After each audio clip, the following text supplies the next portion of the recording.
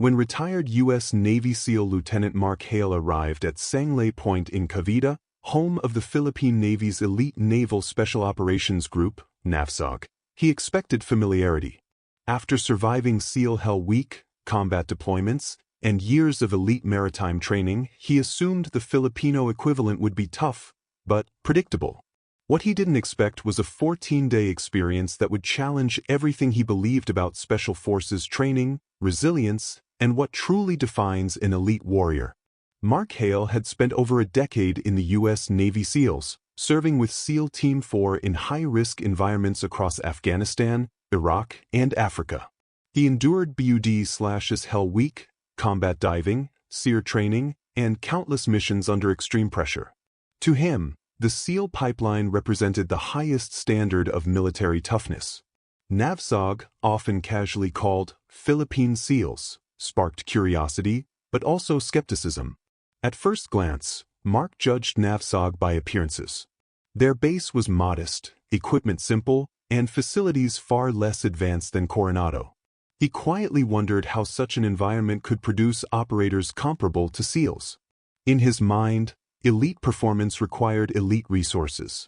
What he didn't realize was that NAVSOG's true standard wasn't written in manuals or facilities. It was written in lived experience, combat necessity, and relentless hardship. NAVSOG traces its roots to the 1956 Underwater Operations Team and evolved through decades of real conflict. Unlike many Western units built primarily through structured training pipelines, NAVSOG was forged in counterinsurgency warfare, piracy suppression, jungle combat, and disaster response. Many operators Mark met had survived ambushes, fought terrorists, rescued hostages, or conducted dangerous maritime interdictions. NAVSOG wasn't just trained for combat, it was shaped by it. As Mark joined daily training routines, he began comparing physical demands. SEAL training emphasized structured cycles, timed runs, ocean swims, ruck marches, and standardized benchmarks. NAVSOG training appeared chaotic by comparison: hours of non-stop punishment exercises, open water swims in unpredictable seas, survival runs through mud and mangroves, and team punishments when one person failed. On paper, SEAL training looked more scientific. In reality, NAVSOG felt relentless. Mark lasted barely 40 minutes before nausea set in. NAVSOG instructors showed no mercy, not out of cruelty, but necessity.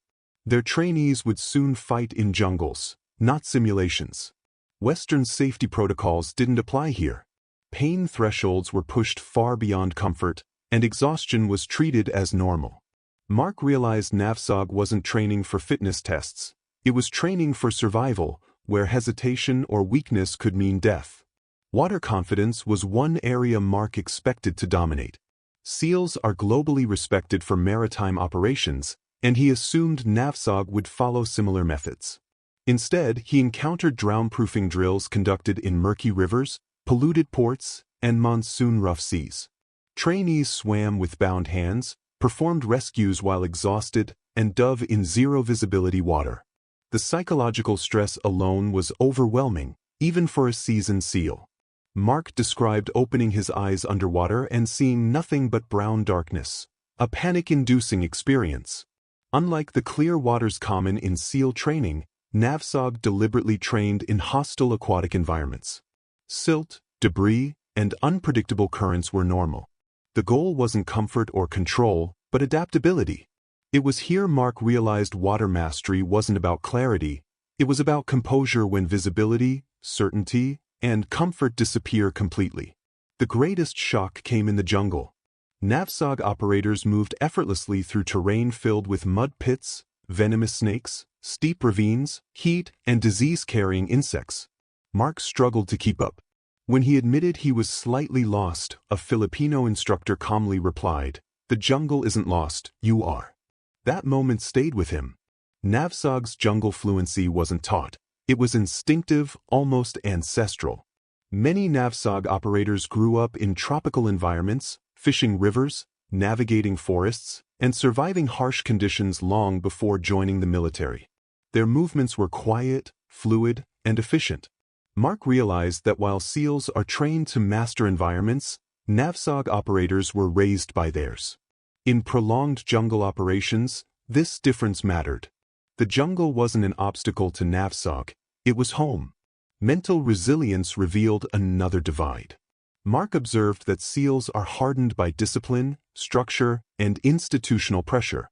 NAVSOG recruits, however, were hardened by life itself. Many came from poverty, labor-intensive backgrounds, or unstable regions. Military training didn't introduce hardship, it refined it. This produced a quiet determination that didn't seek recognition, only survival and responsibility toward family and country. NAVSOG trainees rarely quit, not because of pride, but because quitting meant returning to nothing. Mark noted that no one rang the bell. There were no dramatic exits. The motivation wasn't prestige or global reputation, it was purpose.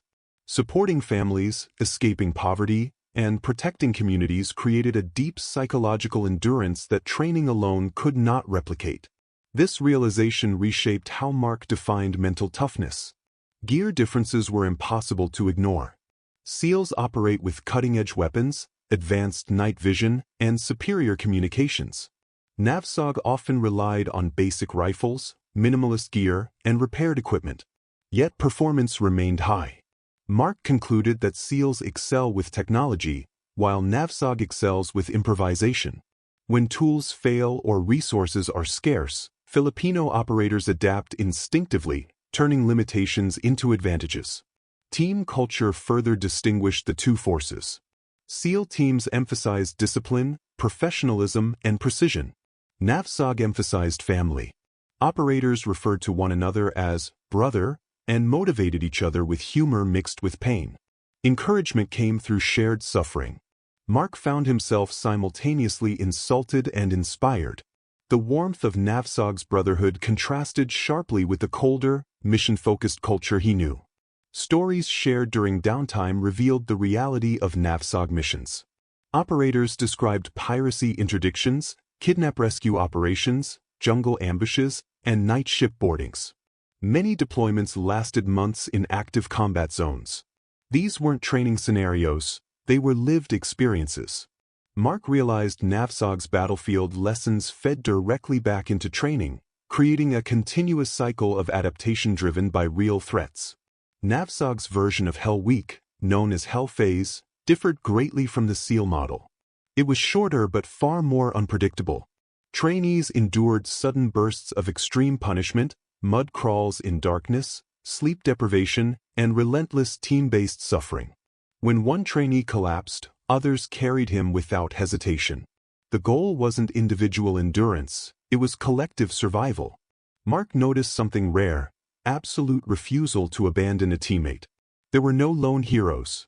Everyone suffered together or succeeded together. This collective mindset stood out even compared to elite Western units.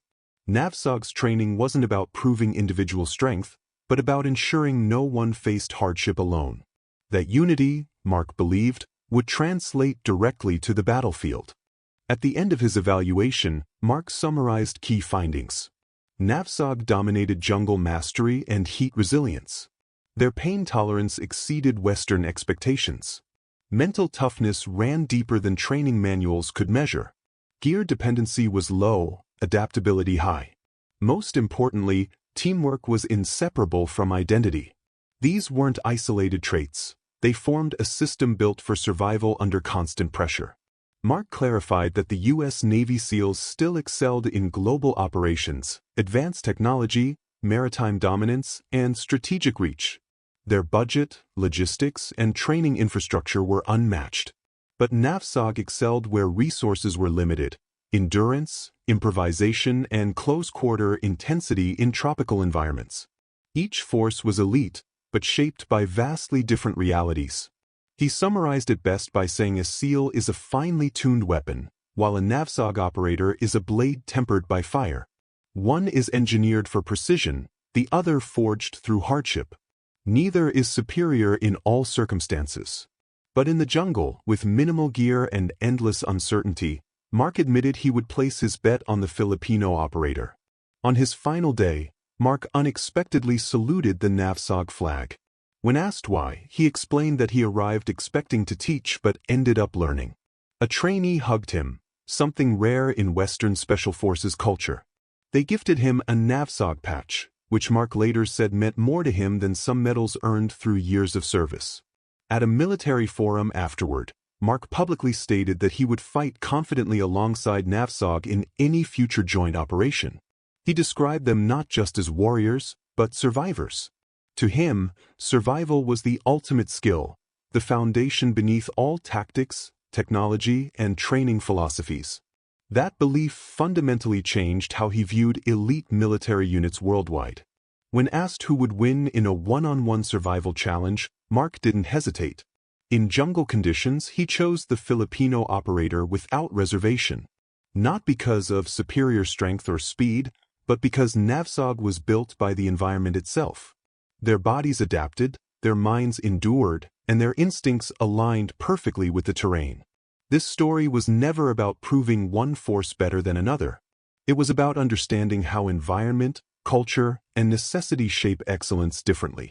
Two elite units, forged by different worlds, shared the same warrior spirit. What surprised Mark most wasn't the pain or difficulty, it was the heart behind every action. Filipino operators fight with heart, Mark concluded, something no training program can manufacture. Comparing NAVSOG and the U.S. Navy SEALs didn't reveal superiority, but diversity in excellence. One built on resources, the other on resilience. For Mark Hale, that realization reshaped his understanding of strength forever and earned NAVSOG his deepest respect.